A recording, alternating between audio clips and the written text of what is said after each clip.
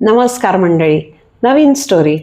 So मला असं म्हणायचं आहे की आपल्या ना प्रत्येकाच्या आयुष्यात काही ना काहीतरी राडे झालेले असतात, लोचे झालेले असतात, गोंधळ झालेले असतात, कुठेतरी आपण माती खाल्लेली असते.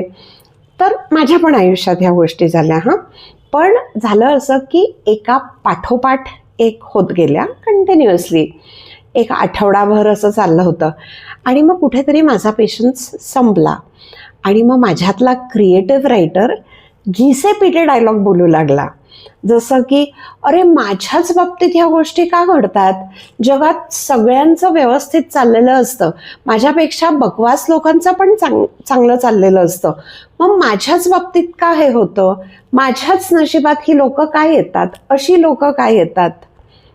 म्हणजे माझ्याकडे काही डेटा आहे का जगातल्या सगळ्या लोकांचा आणि कंपॅरेटिव्ह अनालिसिस की बॉस इसका सब अच्छा चल रहा है आणि माझ्याच आयुष्यात काशी चालली आहे? माझ्या आयुष्यात चांगल्या गोष्टी पण होतात ना, तेव्हा म्हणतेस का गं तू की अरे मस्त चाललंय माझं आयुष्य, बेस्ट झालंय, तेव्हा नाही काही बोलत मी. पण काहीतरी गडबड झाली म्हणजे यार आयुष्य आहे, ऊपर नीचे तो होने वाला आहे.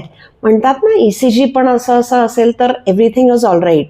जेव्हा ECG फ्लॅट लाईन होतो तेव्हा माणूस गेलेला असतो. सो प्रॉब्लेम झाले की चांगल्या गोष्टींची किंमत कळते. तुम्हाला काय वाटतं? I think we are learning these things. Why? We are not done eight.